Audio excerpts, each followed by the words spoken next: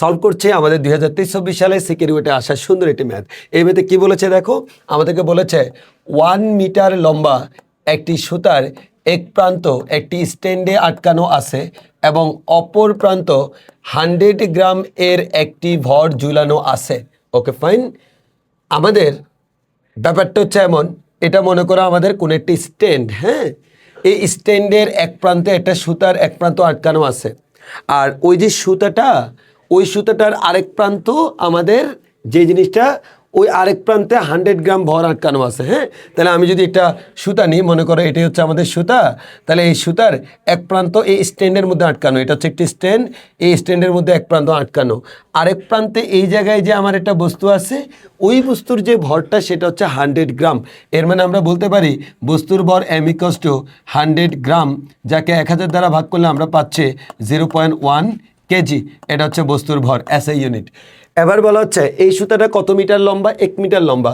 এই যে এই দূরত্ব হচ্ছে 1 মিটার, এর মানে সুতার দৈর্ঘ্য L এর মান হচ্ছে 1 মিটার বলা যায়। আচ্ছা, আমরা এরপর দেখব হচ্ছে, বলা হচ্ছে একটি সুতার এক প্রান্ত একটি স্ট্যান্ডে আটকানো, অপর প্রান্ত 100 গ্রামের ভর ঝুলানো আছে। Okay fine. এবার বলা হচ্ছে সুতাটি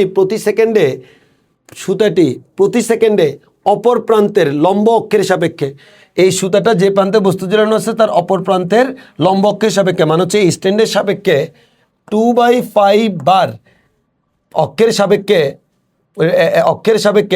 2/5 বার ঘূর্ণন সম্পন্ন করে। তাহলে এটা হচ্ছে প্রতি সেকেন্ডে এই অক্ষ যেটা আছে, এই অক্ষের চারপাশে সেই ঘুরে। এর মানে ব্যাপারটা এমন, আমার এই বস্তুটা এভাবে করে ঘুরে।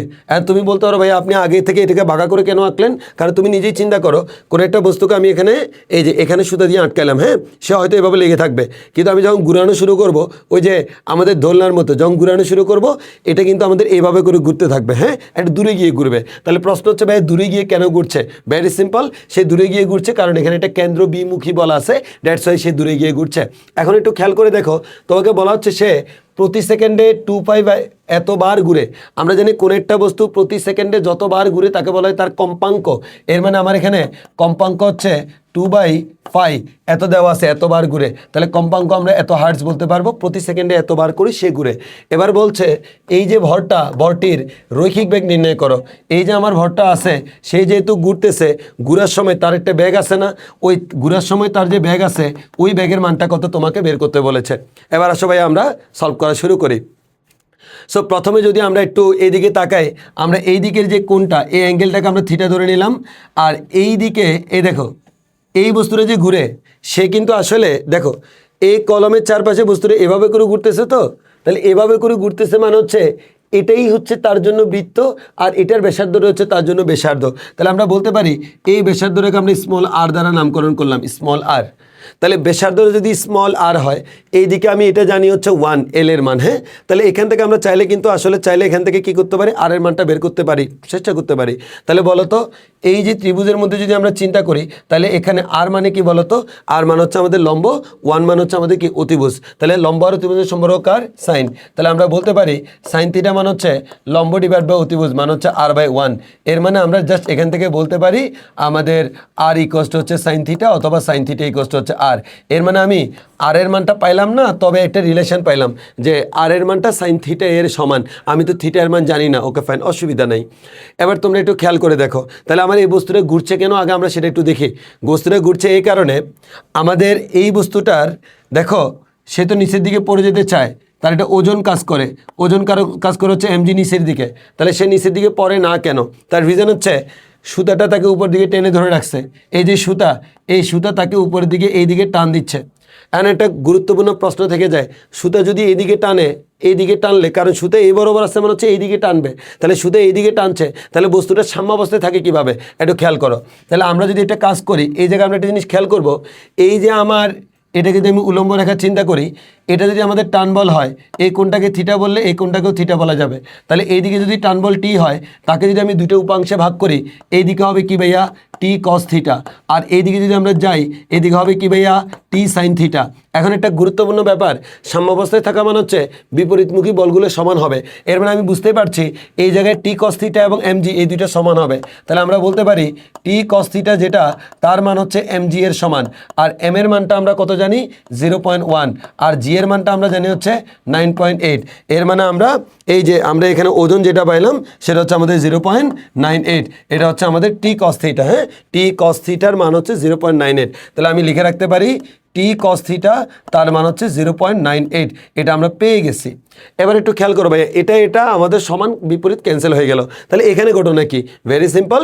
এখানে আমার ভিতরের দিকে টি সাইন থিটা কাজ করে, কিন্তু আমার বস্তু যেহেতু বৃত্তাকারে ঘুরে, আমরা জানি কোন একটা বস্তু বৃত্তাকারে ঘুরলে তার বৃত্তাকার পথের কেন্দ্রের বাইরের দিকে একটা বল কাজ করে, যাকে আমরা বলি কেন্দ্র বিমুখী বল।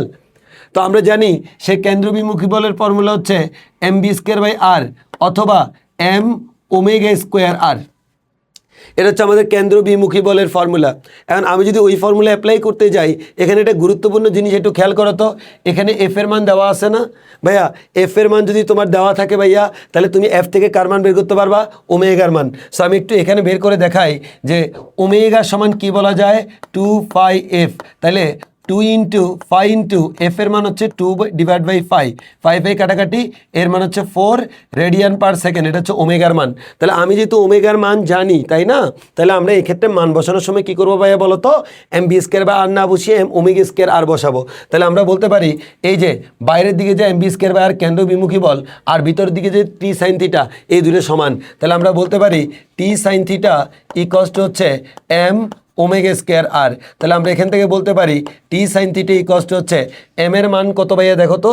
এম এর মান হচ্ছে 0.1, আর এদিকে ওমেগার মান হচ্ছে 4² ইন্টু আর বলতে আমরা পারি। এই যে আর এর মান আসলে কি বলতো? সাইন থিটা না? তাহলে আমরা আরো সহজ করে ফেলি, আর এর মান হচ্ছে আমাদের সাইন থিটা। তাহলে আমরা এখান থেকে যেটা বলতে পারি, দেখো এইদিকে সাইন থিটা আর এইদিকে সাইন থিটা চলে গেল। তাহলে আমরা কি পাচ্ছি? টি ইকুয়ালস টু 4×4 = 16 × 0.1 মান হচ্ছে 1.6।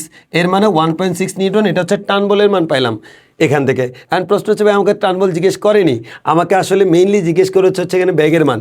এখন আমাকে প্রশ্ন হচ্ছে ভাইয়া টান বলের মান পাইলাম, ঠিক ভালো কথা, কিন্তু আমি ব্যাগের মানটা আমি এখানে এই যে কোত্থেকে পাবো, বা আমরা ব্যাগের মানটা কীভাবে বের করব, সেটা নিয়ে আমাদের একটা প্রশ্ন থেকে যায়। এখন তোমরা একটু খেয়াল করে দেখো তো, আমরা একটা ফর্মুলা জানি কি না? কোনো একটা বস্তু যখন বৃত্তাকার পথে ঘুরে, তখন আমাদের যদি আমরা tan θ = b²/rg এটা আমরা চাইলেই বলতে পারি, তাই না? আবার তোমরা যদি চাও এখান থেকে প্রমাণ করতে পারো কিভাবে? আমরা যে এই জায়গায় টি কস থিটা পাইলাম, টি কস থিটা মানে হচ্ছে যদি আমরা এই টি কস থিটা মানে যদি আমরা বলি হচ্ছে mg, আর টি সাইন থিটা সমান যদি আমরা বলি mb²/r, তাহলে আমরা এটাকে টি সাইন থিটাকে টি কস থিটা দ্বারা ভাগ করলে আমরা পেয়ে যাব tan θ = v²/rg। এখন আমরা এখানে যেহেতু এই টি কস থিটা আর mg সমান, আর টি সাইন থিটা আর mb²/r যেহেতু সমান, আমরা এখানে একটাকে আরেকটা দ্বারা ভাগ করে tan θ = v²/rg আমরা অ্যাপ্লাই করতে পারবো। তো আমরা এটা কেন অ্যাপ্লাই করবো ভাইয়া বলো তো?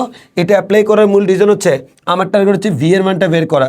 এখন ভাইয়া ভি এর মান বের করতে গেলে তুমি থিটা তো জানো না, তাহলে তোমার আগের কাজ কি বলো তো? থিটা বের করা। তো আসো ভাইয়া আমরা থিটাটা আগে বের করে নিই। অ্যান্ড থিটা কোত্থেকে বের করবা? ভেরি সিম্পল, এখান থেকে থিটা বের হয়ে যাবে। কেমনে বের হবে দেখো তো? আমরা জানি টি কস থিটা সমান 0.98, এর মানে কস থিটা মান হচ্ছে 0.98 ডিভাইডেড বাই টি। তাহলে আমরা এখান থেকে থিটা সমান বলতে পারি cos inverse 0.98 divide by T. টি এর মানটা হচ্ছে ভাইয়া 1.6। এবার যদি তুমি এখান থেকে ক্যালকুলেশন করো, এই যে থিটার মানটা, এই জায়গায় থিটার মানটা তুমি পাবা 52.23 ডিগ্রি। এর মানে তুমি থিটার মানটা পেয়ে গেছো ভাইয়া। অ্যান্ড থিটার মান যখন তুমি পেয়ে গেলা, অলরেডি ক্যালকুলেশন করে থিটার মান আমরা পেয়ে গেছি। আর থিটার মান পেয়ে যাওয়া মানে হচ্ছে আর বাকিটা পাওয়াটা কোনো ব্যাপারই না। তাহলে আমরা বাকিটা খুব আরামসে পাইতে পারবো। আমরা দুইভাবে পাইতে পারি। এক হচ্ছে tan θ = b²/rg। এখান থেকে তুমি ক্যালকুলেশন করো, ক্যালকুলেশন করে এখান থেকে তুমি বলতে পারো b = √rg tan θ। এখানে তুমি আর এর মান বসাবা, জি এর মান বসাবা, tan of থিটা এর যে মানটা তুমি পাইলা ওই মানটা বসাবা। ক্যালকুলেশন করলে আমরা আনসার পেয়ে যাব। এখন অনেকে বলতে পারো ভাইয়া আর এর মানটা কোথায় পাবো? এই আর এর মানটা এখান থেকে পাবো। আর মান হচ্ছে সাইন থিটা, থিটার মান বসাইলে। আবার এটা না করে তুমি আরেকটা কাজ করতে পারো। কি কাজ? Very simple. আমরা যেহেতু ভি বের করবো, ওমেগা তো আমরা জানি, তাহলে আমরা ডিরেক্টলি লিখতে পারি ভি = ω/r। হ্যাঁ, তাহলে ওমেগার মানটা তো আমরা কত জানি ভাইয়া? ওমেগার মানটা অলরেডি আমরা জানি হচ্ছে ওমেগার মানটা 4, আর আর এর মানটা আমরা জানি হচ্ছে কি ভাইয়া? Sine theta. এই যে আমার থিটা, এই থিটা এর মানটা যে এখান থেকে বের করলাম সেই মানটা তুমি এখানে বসিয়ে দাও, বসিয়ে দিলে তুমি এখান থেকে বি এর মানটা পেয়ে যাবা। অ্যান্ড হোপফুলি তোমরা এখান থেকে বি এর মান পাবো হচ্ছে 3.162।